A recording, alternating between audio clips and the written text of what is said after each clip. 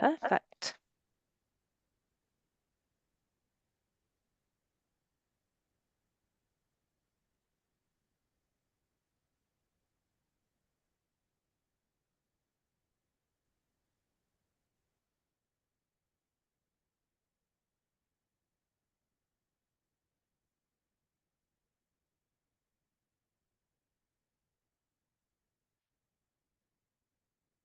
I'll just wait a couple of minutes before starting the intro. Matt, did you want to share your screen?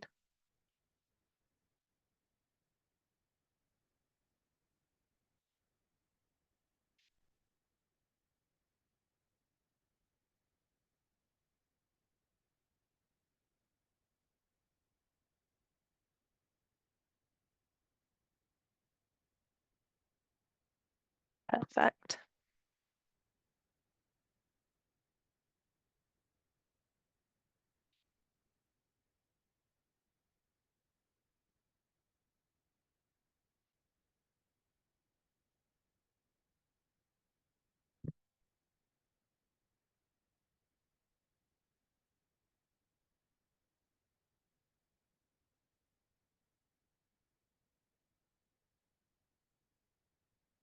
Great. So we're on the hour. I'm just going to wait a few more seconds as people start to come in.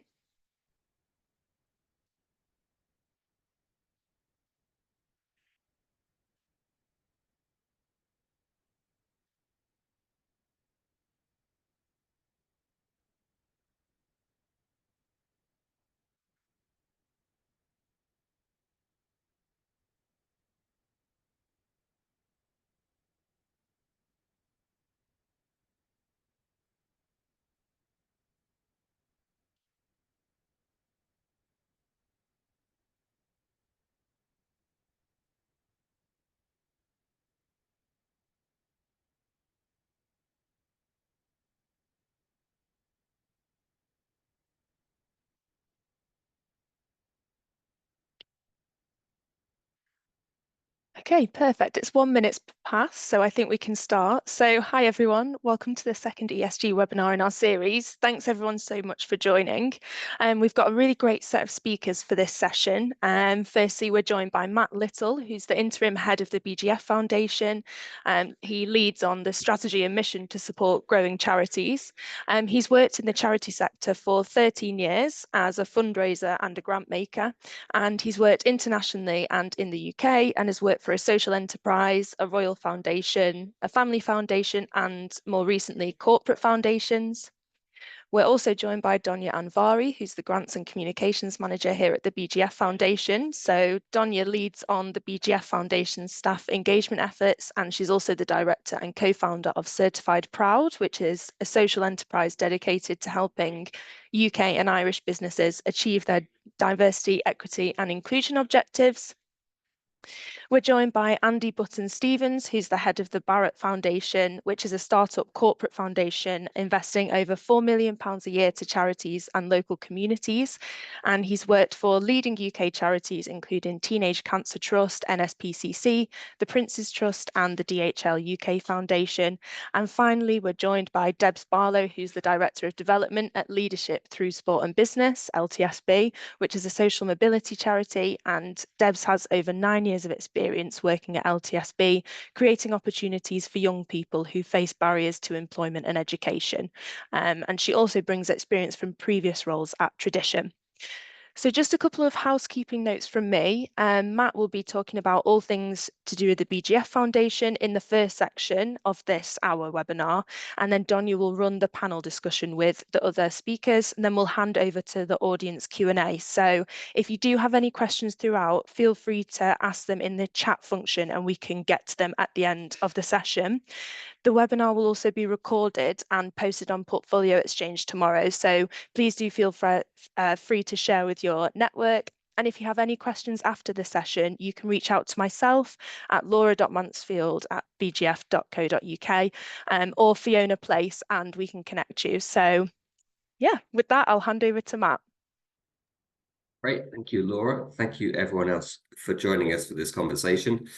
As Laura mentioned, I'm going to kick us off by talking about social value, its purpose, its benefits, it's what's involved in kind of measuring and communicating it, but really specifically talking about it in context of the BGF Foundation, trying to hopefully base this all in a very practical sense so that you can kind of see how we implement it and the challenges that we've had and what we're looking at as well.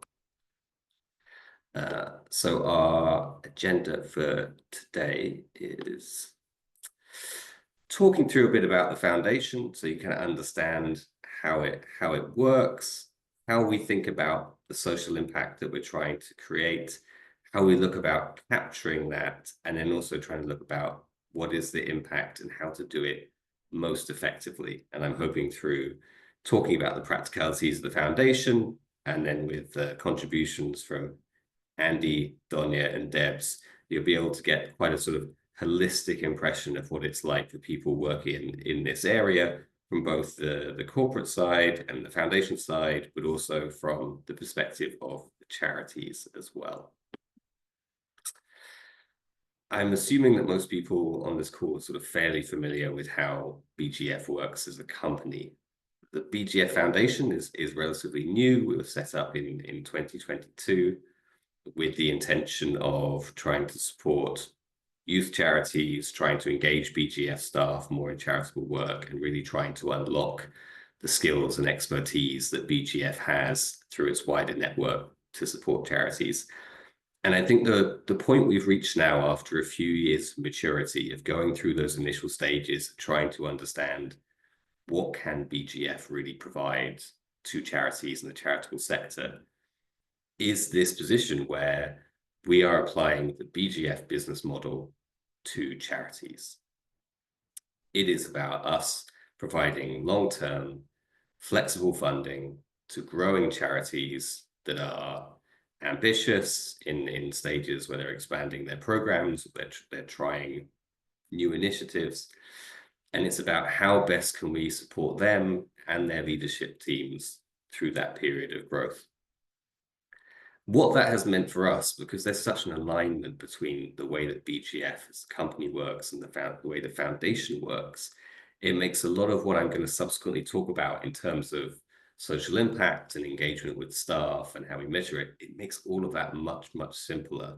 And I think one of the kind of takeaways, and I'm sure Andy and Donia will reiterate this as well, is that for social value to be effective, for it to be kind of sticky, for it to be something that's going to be consistently applied, the more it can align with the way the company works, the sort of the interests and the passions of the people that work there, the easier the other aspects of it become. And I think where we've kind of reached now, because we have that alignment in philosophy, it's subsequently made quite a few of our other decisions a lot easier.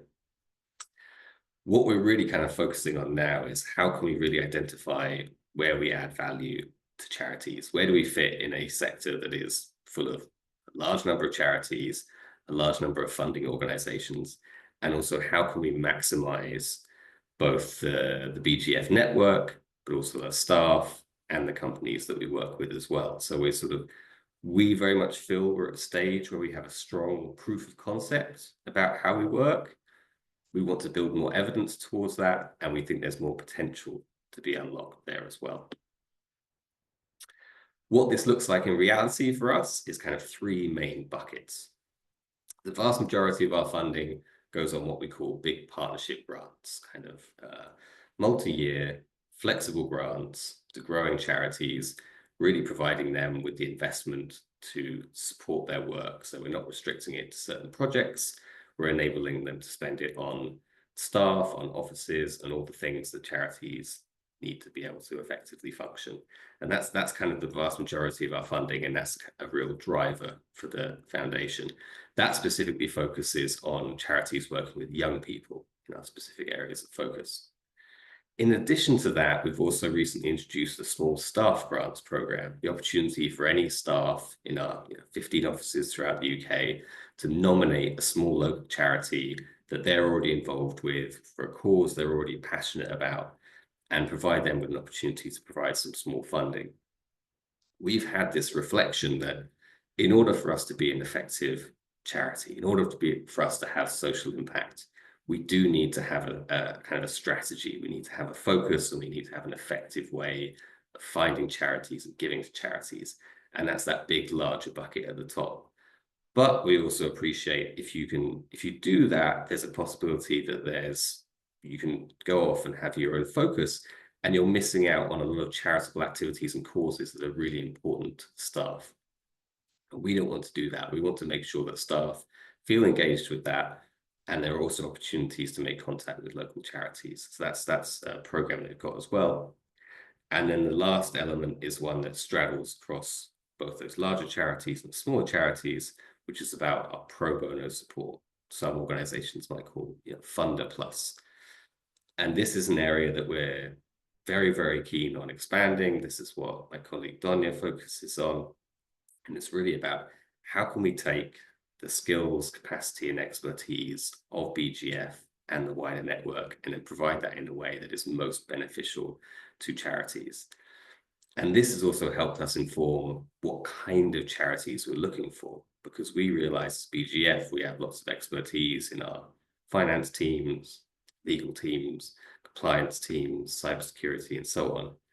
And for a certain size charities in certain stages of growth, all of this support is very, very helpful and beneficial.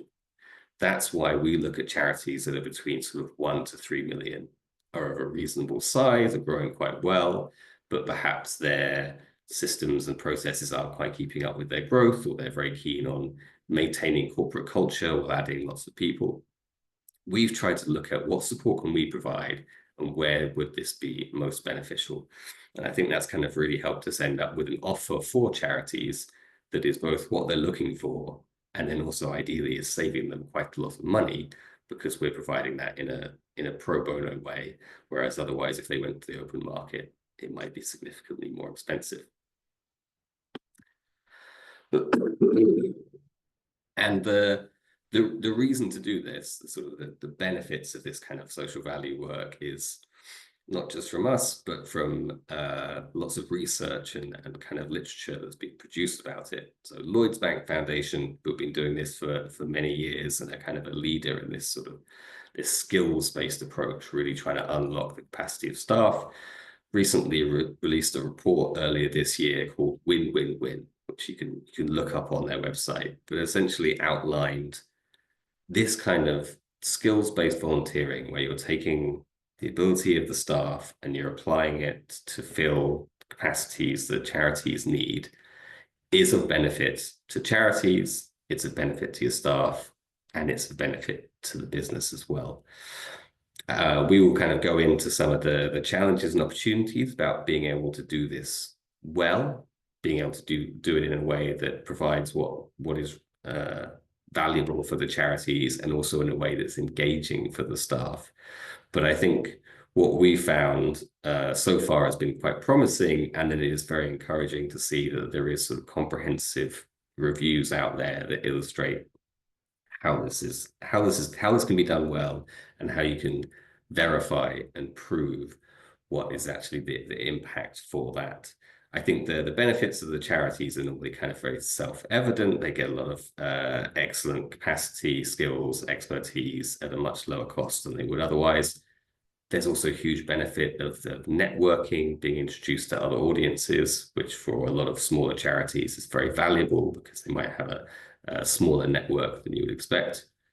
For volunteers, for staff, it's not just about getting out of the office and then sort of spending an extra day doing some volunteering.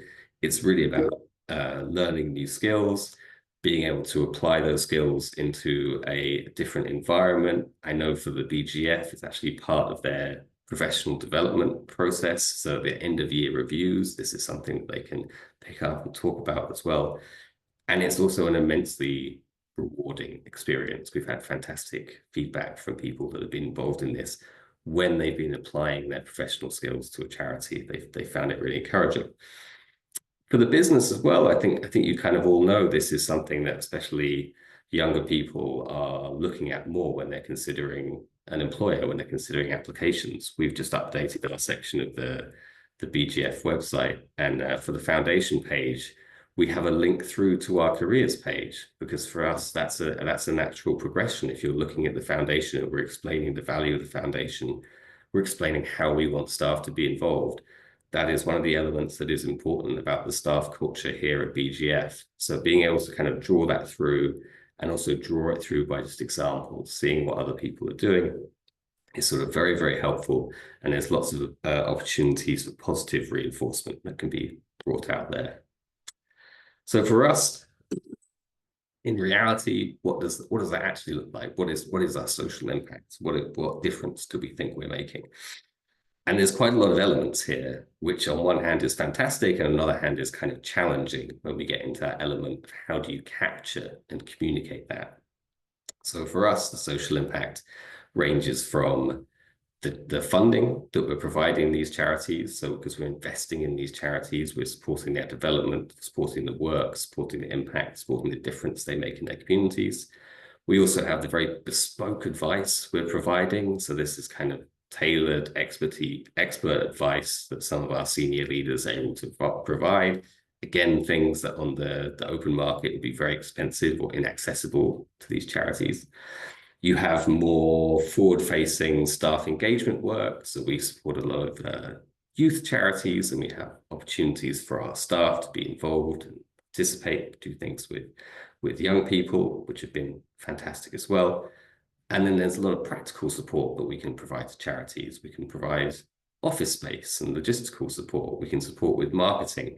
We can invite charities along to existing BGF networking events, which is very honestly quite low cost and easy for us to do, but makes a significant difference for a charity who might not have access to those kind of events before. This is all fantastic, but it's all quite a lot of different activities done in a different way that we want to try and capture. One of the challenges we now have is trying to pull that all together to think about the social impact that we're creating and to sort of summarize and aggregate those results. We're still in the process of thinking about exactly how we do that. One of the resources we're looking at, and this is what we're going to go for, is the framework provided by Business for Societal Impact. So it's B4SI, the number 4 when it's an acronym. But this is kind of a top-level framework that's used by a number of FTSE 100 companies. It's a fairly simple framework that is, I think, quite a good starting point to kind of look at in terms of how can you start to bring together all the information you have about the social impacts that you're creating in terms of your inputs, what you're contributing, and then the outputs, and then the impact of what difference it's kind of making. Some companies, they look up the framework and they follow it to the letter. Some use it as a starting point, and you can kind of adapt and give you ideas. For us, I think it's quite helpful. I think we're going to start by adapting it, but what it just means is we can take all that kind of disparate information that was on the previous slide, all the different things that we're doing, all the data we collect on staff volunteering time and the amount of money we're giving in grants, and we can just organize it and present it in a way that is consistent with other organizations, other companies, and it helps us to report on our impact, and it also helps BGF as a company to report on the impact as well. So I would suggest, if you're interested in it, have a look up at B4SI. I think even if it's not necessarily the framework you'd like, it's kind of a useful starting point. And particularly for us, it was useful for us to think about what of this data are we already naturally collecting, what's already being produced, and then what else do we need to collect, and how difficult would it be to collect some of that stuff? Because we get impact reports from our charity partners, which is great. We have our online HR system, which is already capturing number of volunteering hours, and so on. So we have quite a lot of this data in different places. So it's not a huge effort for us to kind of bring it together, but it's helpful to look at it in terms of this framework, just to sort of systematize it a little bit more. What I just wanted to finish on before we pass over to the panel discussion is just kind of some of the practical elements of what we've done, what we found over the past couple of years to sort of help make this work. So these are just a few of the things, and I'm sure the panel have some other suggestions as well.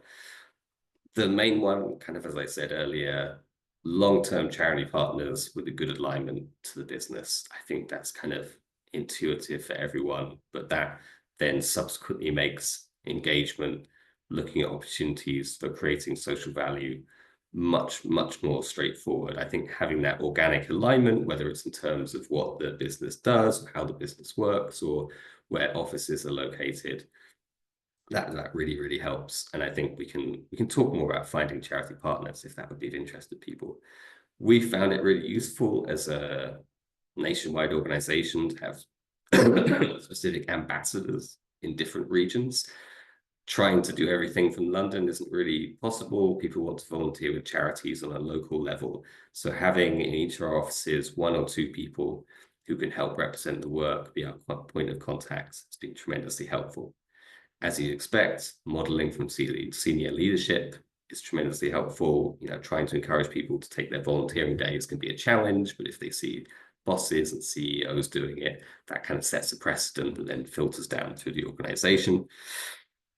If you want people to really be using their skills, which is something that's going to create significant social value, that takes investment in terms of time and planning, and then also requires having a sort of a range of opportunities for people to get involved. So it is more effort to be done. I think it is worthwhile and pays off, but it does require a certain level of investment. And then I think there's also that case of the positive feedback loop, trying to get feedback from staff, from charities to understand if what you're providing is helpful, and then also recognizing people that have contributed and giving them the opportunity to share that with other members of the organization as well. We found that tremendously helpful, and it just helps to kind of build momentum and the idea that everyone within the organization has the ability to contribute to the social impact that they want to make. So with that, I will now pass over to Donya, who will help lead us on our panel discussion. Thanks, Matt. I don't know if you want to stop sharing your screen for this, just so all of the panel can be seen together. Thanks so much.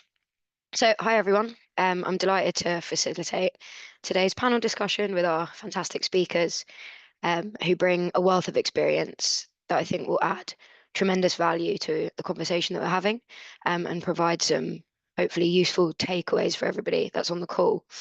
So firstly, I'm delighted to introduce Andy, who's the head of the Barratt Foundation. So Andy is a corporate philanthropy expert, and he has extensive experience in community engagement and charitable giving, all initiatives that fuel an organization's social value. At the Barratt Foundation, Andy leads efforts to support a broad spectrum of charities across the UK and aligns these initiatives with the company's CSR goals. And then we have Debs, who's the Director of Development at LTSB.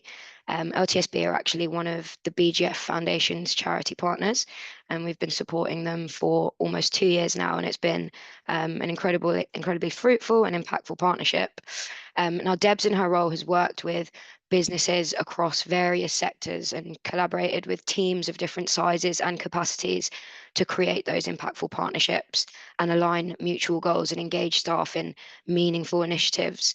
I've had the pleasure of working and collaborating with both of them, and I know that they each bring a deep but also unique insight into the themes that we're exploring today and some of the, I suppose, key opportunities and challenges that Matt has talked through. So thank you both very, very much for joining. Andy, I'm going to start with you, if that's okay.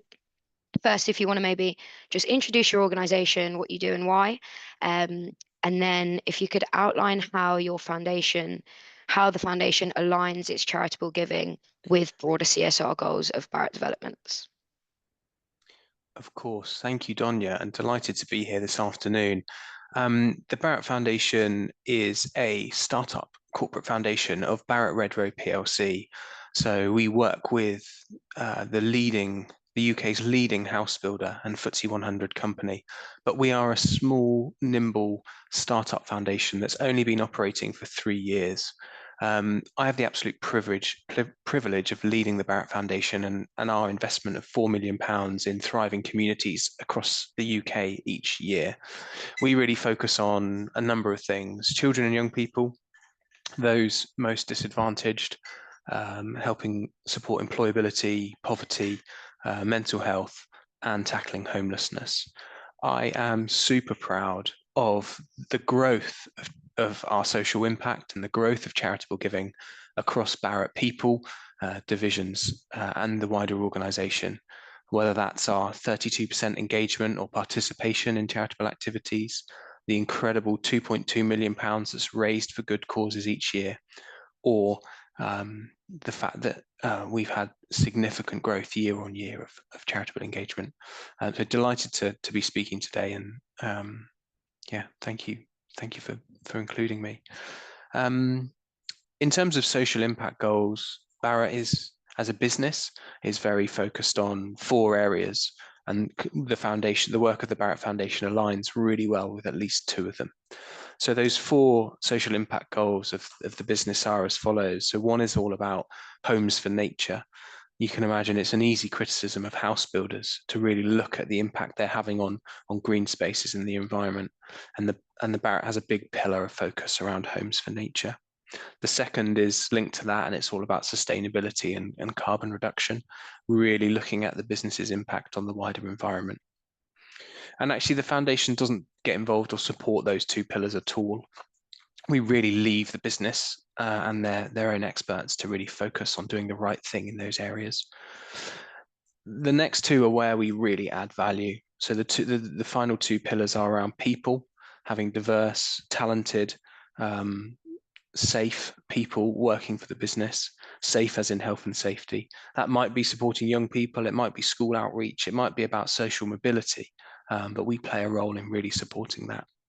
And the final one is about actually how do Barratt create not just homes, but thriving communities? And clearly charitable engagement and charities really do make up the fabric of local communities, whether that's PTAs supporting children's education in schools, primary schools all across the UK, or youth clubs or football teams or whatever that might be. But charitable giving does really play a role with those social impact goals. Thanks, Andy. Yeah, I'm definitely seeing a theme here to some of the things that Matt talked about. So it's about, I suppose, finding the mission, what's resonating with the broader objectives of the company, and then being realistic with kind of the startup nature that you might have at the foundation about what you can do and where you can start and making steps towards that. Thank you for that. If I move now to Debs. Debs, could you please start just by first of all introducing LTSB and what you do, and then if you could explain how the volunteer programs specifically drive impact and help social mobility. Sure, thank you, Donya, and I'm also delighted to be with everyone here this afternoon, so thank you for including me as well. LTSB stands for Leadership Through Sport and Business, and we're a youth employment charity who concentrate on social mobility. Social mobility is our central mission, if you like. We have been going since 2012. Volunteering has a massive impact on what we do, and volunteering takes on several different forms for us. So we have young people that we're trying to give access to meaningful careers, and the ability to actually connect those young people with professional people is really, really crucial for the work that we do. So we're looking at remote mock interviews, for example. We're looking at insight sessions within corporate spaces. We're looking at lots of different interactions that can have a massive effect on a young person's life. I would say that everyone on this call has got knowledge, experience, expertise in some area that they can impart to someone who's just looking to start their career. And I like to look at it as though, you know, we're lowering the ladder. We're helping the people that are going to be in our businesses in the future climb that ladder and give them access, especially for those young people that don't have families and community sort of role models who are necessarily in the corporate world. So I think that's really, really important. And also volunteering drives impact.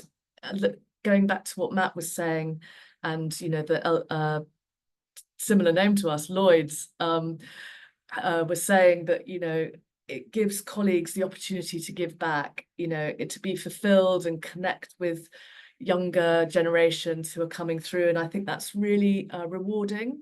We also have, you know, staff impact for you when, you know, they might do a mock interview with a young person, and then, you know, following that, that young person actually gets the job when they do the real thing. So there's so many ways that it has a massive impact. Thank you, Debs. Yeah, so I think, I mean, from my side, like the BGF Foundation has found our partnership with LTSB to be hugely mutually beneficial, both in seeing the impact that it's having for the young people that are on your programs, but also part of my remit is I'm liaising across the organisation with staff that have engaged in those volunteering opportunities, that have conducted mock interviews online, for example, and the feedback's always incredibly positive. They come away with this renewed sense of purpose and fulfillment, which is amazing to see. So I just think, yeah, it definitely should never be understated, the multiple overlapping mutual benefits of these kind of initiatives, like for the individual, for the company, and for the charity and the beneficiaries. So thank you for that. Andy, if I come back to you, just for what have I got here? So yeah, what are your top tips for small to medium-sized enterprises that are in the early stages of embedding their social value strategies? What would be your top tips in terms of potentially local charity engagement, or anything around those themes? I mean, I'm a big fan of keeping it really simple, particularly when you're starting out. So I've got two suggestions. The first is just having a discussion with your people, whether that's your board, your senior leadership, or your team, and really have a discussion about how you could make a difference, how you want to make a difference, and what sort of difference you could make. It could be about going into a local school and supporting young people. It could be about litter picking in a local park. It sort of doesn't matter what you do, but I think it's really important that you just do something. So start with that discussion about what difference you could make, and think about your resources. Yes, financial. Clearly, being able to make a donation to a charity will really make a difference. But it's not just about that. It's about your people, your time, your expertise, and possibly your product or your platform as well. So the first one is considering that. The second point is actually experiment. Get out there and do something. Whether that's pick a cause, do an event, do a fundraiser, get involved in a challenge event. Just be a bit of a role model and do something good for someone else or for a charity. And I think when you're really thinking about where you can make a difference, start with the UN SDGs, the Sustainable Development Goals. They are a fantastic framework for thinking about the causes, the areas where you are most passionate about. It might be about tackling hunger or no poverty. It might be about good quality education. It might be about sustainability and climate action. Like I said, I don't think it really matters as long as you're doing something. So that would be my penny's worth, I guess, for starting out and considering where you can start. Thank you, Andy. I think that's a really good point. There's I think it's all centered around, what did you say? Resources, relationships, and relevance. So what are you aligned to? What's going to work? Use your networks and always ask your stakeholders as you're going from the beginning of the journey all throughout. Is this something that your staff want to get engaged with? Does it then reach overarching objectives? And I think the other really important thing to draw out from what you've just said is that it doesn't have to start with this huge scale of operations. Like, okay, we're now going to start this corporate foundation. It can start with one charitable initiative that you've identified that you want to get involved with. And I think using what Matt said in his presentation, using those people who already have expertise in those areas and leveraging those relationships and those expertise can be really helpful. So Debs, in the spirit of asking those who've done it, can you please just give one or two examples of how LTSB have effectively partnered with businesses across sectors and across kind of different sizes of businesses to support young people. How have you seen it done that? Yeah, thank you. I think what's important to emphasize is that you can't do anything too big. You know, you can start really small, and when you start out, you know, even the relationships that we scale to quite a big size across the UK, they always start with one very small pilot, you know, where we have 10 young people that come into the business, you know, to do a particular type of apprenticeship. They come through our program, etc. But it can be also as little as having, you know, sparing some volunteers to do a mock interview for an hour online. It could be that we borrow some space from you. I mean, BGF, obviously, we're really lucky to have you because we borrow your space all the time and we bring our young people into your building. And especially in Birmingham, you know, we're there, we're virtually in there all the time. It's amazing. So it really does make an impact. And those young people that come into the building, sometimes it's their first experience being anywhere like that, and it allows them to acclimatise. So it can be a really, really small offer like that. It could be that, you know, you come after the mock interview, you might want to come in and share your expertise in some way as a guest speaker. We can do all sorts of little things like, you know, really soft touch to actually large scale partnerships. So I'll just describe one partnership very quickly and how it started. Back in 2019, we did a small pilot for the NatWest group. It started off, as I mentioned before, with just 10 young people.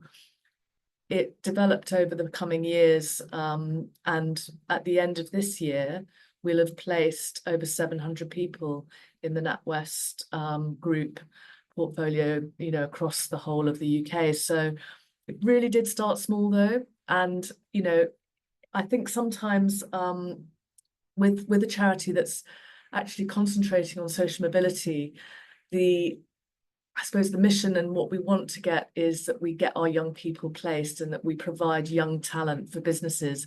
But there's lots and lots of stuff that you can do along the way to help that happen. And I would say just give it a go. And if there's a charity near you, give it a go. Join in with them. Use their expertise. You know, just give it a try and see how it develops. Thank you, Debs. Yeah, I think that's exactly right, and hopefully one of the key takeaways from this webinar. I remember just a few weeks ago at the London launch of the LTSB Impact Report, which was a great event, by the way. Afterwards, I was speaking to your director of programs about partnerships, and she was explaining that some of the biggest scale partnerships that you currently have started with just borrowing somebody's office space once and how that developed. So I think it's really important to kind of take the realization away that you can co-create with a local charity, and those relationships where they are so mutually beneficial, a lot of the time that co-creation is quite organic because both parties are essentially supporting each other in their own objectives. So yeah, echo what Deb said, just try something and then just collect your data around it. Who got involved? How many people did we impact? And then you've already kind of started speaking to social value objectives. Thank you. So then Andy, on the other side of that, what's your advice in terms of engaging staff in those opportunities? And what would be the value of this?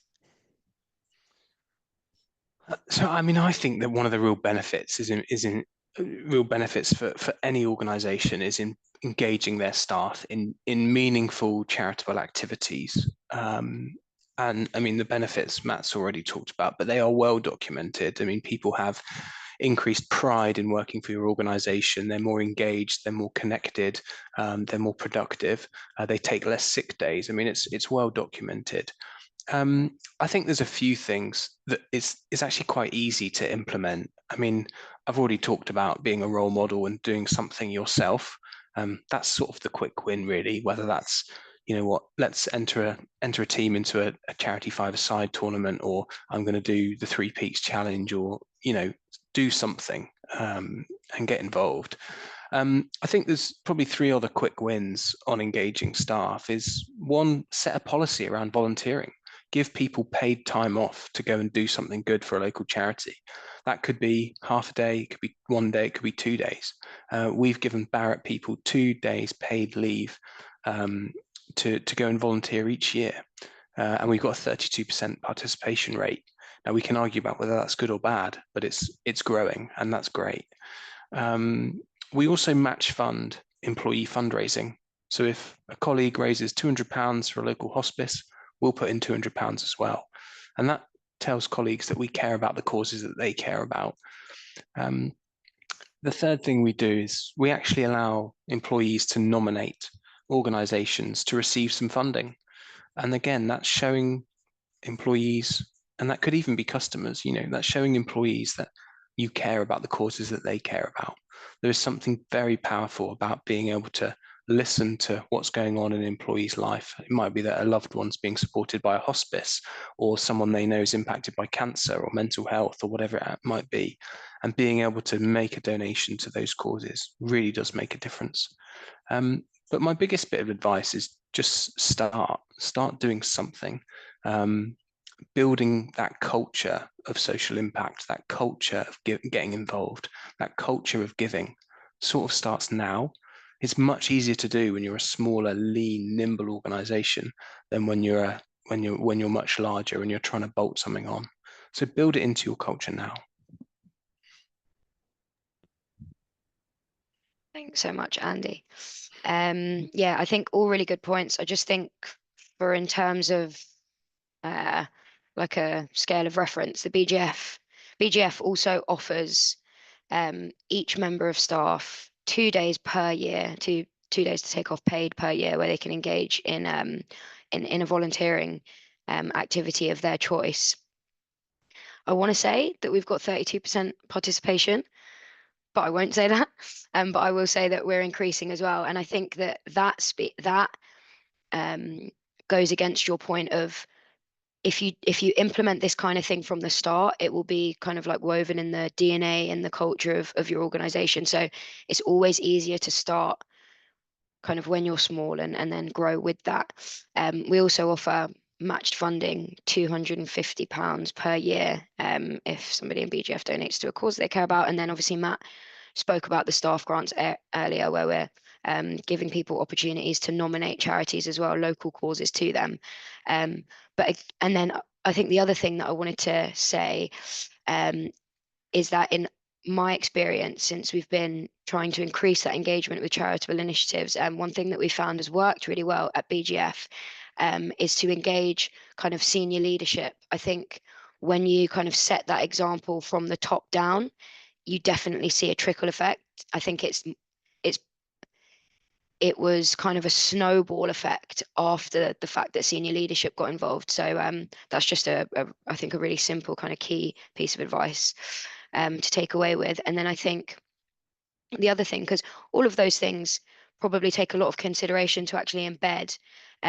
So it's not about starting by immediately offering everybody X amount of social impact days and matched funding and staff grants and all of these things. But if you could start with, how many hours can we reasonably allow our employees to go and volunteer, and what will that mean in terms of the impact that we're creating? And I think those are the things to start thinking about. So thank you, Andy. And then Debs, last question for you. I think in terms of volunteering being meaningful, how have you displayed the impact to one of your partners that volunteering has had? Like, what could you provide businesses when they're asking, we've been involved in X, Y, and Z initiatives, can you now provide us with something to show us? What is it that you can provide to those organizations? Yes, so charities are always collecting data and showing impact. So we have, just as Donya said, had our impact report published, and we can measure hours, we can measure types of volunteering that any individual business that we work with are doing. We can also look at very tangible outcomes when those young people are getting roles as a result of that interaction. So there's lots of data we can provide. And I think businesses, you know, they can help charities achieve tangible outcomes. You know, whether it's that young person really does continue to look for work in a certain sector because they've met someone and been inspired by them, you know, we can give that outcome information. And it's so rewarding when it works and when it happens. You know, we work across a lot of different sectors as well. And also I would say that, you know, Donya comes to me with ideas of what people want to do within the business. And so we can then give you a very quick example. We're doing an insight day in Birmingham with the law team at BGF, and we're bringing in 9-10 young people who are on our law program. They will meet BGF. It'll be the first in-house lawyer scenario that they've encountered probably ever, and they'll do an interaction that day. I'll be able to go back to that team and say, you know, what all the impact and outcomes for those young people were at the end of the program and where we were able to place them, what roles they're going to be doing in the future. So there's really tangible stuff that you can get out of this type of work. Also, the young talent that you meet can be a different outcome as well. It can be that, you know, you take them into your business, give them a chance, you sort of meet them and think, wow, they're amazing. You know, why can't we offer them something within our own team? So again, how much of an impact would that be? You know, that would be an incredible outcome. I mean, I'm always saying it, but a single interaction can change the course of a young person's life. So, you know, keep meeting them and talking to them and, you know, giving them your expertise and your experience and your advice and anything that you can. And lastly, I think, you know, collaboration between public, private and third sector is crucial. And, you know, the outcomes of social mobility we're not going to move the needle if we do it all by ourselves. We have to work together. And, you know, in that way, we'll start seeing proper social impact and change, you know, in our society. So it's really vital and really important.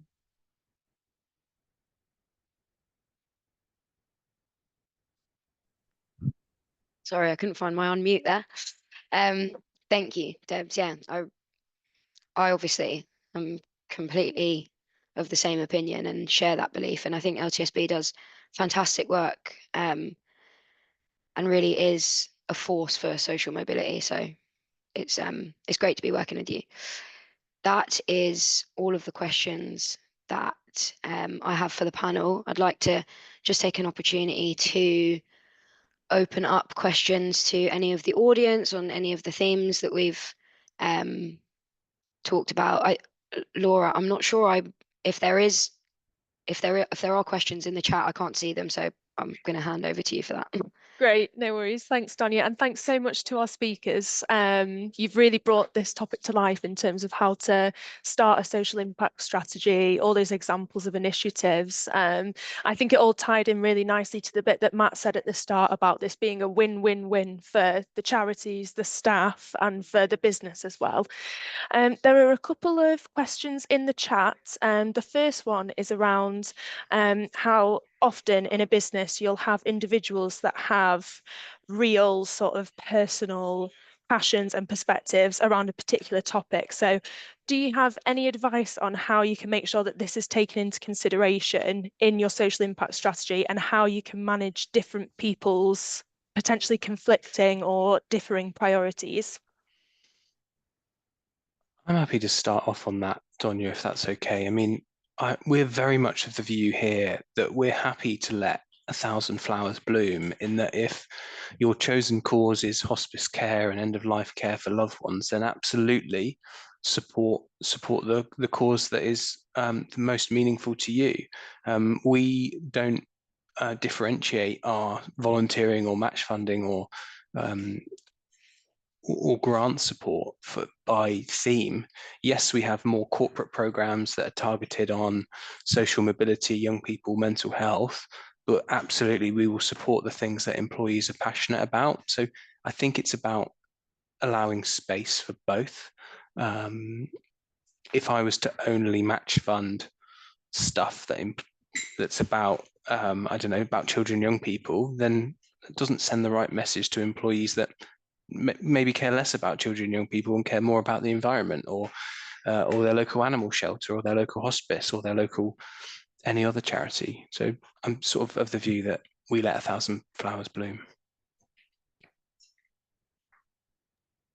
Thank you, Andy. And again, just for a kind of second point of reference, I think we at the BGF Foundation really kind of echo that and have definitely seen that in practice in kind of the last in the last year, where we have, so as I mentioned before, each member of staff at BGF gets 2 social impact days per year, and we have these fantastic charity partners, and we want to be able to facilitate the pro bono support that will really maximize the impact of our charities, and some of that means that our staff have been using time, their social impact day allocation, to work with our charity partners, which are all kind of organizations that want to support young people across those 5 areas that the BGF Foundation focuses on. However, there are so many different causes that individual staff members feel passionate about, and we therefore also have been making sure that we facilitate those opportunities for them to get involved in the charitable activities that they want to, that are completely outside of the foundation's remit, and we do that, like you said, like with the flexibility of having a couple of social impact days that people can use, and making sure that they know and are encouraged to engage in the things that they care about. So thank you for that. Laura, I can now see the questions. I can see I can see, so I'm gonna, the second question is, how important do you think an employee matching program can be to incentivize staff? Please, everybody, you know what I'm trying to say there. And are there any other ways to provide that incentive? I'm going to say Matt or Andy. I mean, I guess it depends what you're trying to incentivize them to do. So absolutely, we've noticed that by tweaking our match funding program, we can massively increase the number of people doing something good for charities. And for context, we had a 67% increase in the number of Barratt people fundraising and applying for match funding last year. And we did 3 things. We advertised it more, i.e. posters, a screensaver. We told more people about it. We slightly tweaked the levels. So we dropped the lower limit to £100. And we just kept banging the drum. And actually the third thing we did was we advertised a whole load of challenge events and event ideas, just showcase people that were doing stuff more. So absolutely, we were able to incentivize people to get involved. And I think match funding plays a real important part of that. If you're trying to incentivize staff to, I don't know, do something else or be more, to increase employee engagement or whatever it might be, I also think it plays a role there. I think I would echo what Andy has said there. I think for us, it's interesting. We've kind of looked at it and we sort of crunched the numbers on to what extent is the match funding being utilized by staff. And the result, I think, is kind of lower than we expected. And it's not that staff aren't making eligible funding contributions, but it's just the practicalities of how they request unlock that match funding is probably just slightly trickier. There's a little bit of friction in the process and people aren't aware of it. And as Andy said, I think there's one of having to remind people about it, communicate it well, and then just make it a little bit easier to do. I think in terms of other ways to incentivize people, I think, as I kind of touched on, we try and tie it into the end of year review process in a fairly light touch way. You know, there's a part of the review process that asks about your sort of wider engagement and contribution to BGF. And when new staff join, we try and communicate this is an area, you know, using your social impact days. this is an area that you can then talk about with your manager at the end of the year to kind of fulfill some of that criteria. And then I think there's also, in terms of the, the sort of recognizing people, positively promoting it, like we talk about it at the all hands meetings that we have once a month. Also, for an organization, we have lots of different offices. There's a faint air of competitiveness amongst the offices, to be honest, that we kind of want to utilize a bit. So I think other offices seeing like, oh, the Birmingham team just did this fantastic thing, and then the Manchester team get in touch with us and say, can we do something? I think there is a little bit in a kind of a positive reinforcement there that really helps, and we've got good feedback on. I just have one suggestion as well, which is if you're working with a charity, just sign up to their newsletter and get ideas coming through all the time that you can then pass on to your staff, because, there's, as a result of us being funded by BGF, our fundraising team has grown and are becoming more and more full of ideas and activities. So, they have a newsletter going out to volunteers, they have a newsletter going out to corporate partners, and they're jammed packed full of ideas of stuff you can do. So I would say subscribe to newsletters as well. Thanks, Debs. Yeah, I love that. Love that last piece of advice. Just look at what other people are doing and do that, because they're doing it and it's working. So I think it's really overlooked advice that should definitely be kind of sorry, I just realized my mic was up there. But yeah, should definitely be not overlooked. That is all of the questions. We do have time for more if anybody has any other questions. But I would reiterate, I suppose, what Laura said at the beginning of the presentation, which is if you have any questions that you'd like to take offline or to talk more about, the BGF Foundation are really kind of happy to take that conversation offline and talk to you more. And then if you have loved hearing about LTSB and all of the great work they are doing, please do reach out as well if you want to explore any kind of volunteering that you can do with them or charity partnerships. We can definitely vouch for the fact that it's a really great experience to work with them. But yeah, they're all the questions. Thank you so much to all of the speakers. Perfect. That was great. Thank you so much, everyone. Thanks to our speakers, Donya, Andy, Debs and Matt, for your time. That was a super helpful webinar. It was a great discussion, and it's one of those topics that leaves you with a warm, fuzzy feeling as well. And thanks everyone so much, our audience, for joining. We'll be uploading the recording to Portfolio Exchange tomorrow, so please do feel free to share with your wider network. And yeah, get in touch if you'd like to hear more. So we'll give everyone 5 minutes back of their time today, and hope everyone has a great rest of their day. Thank you. Thank you. Thanks all. Bye-bye. Thanks all. Bye. Bye-bye.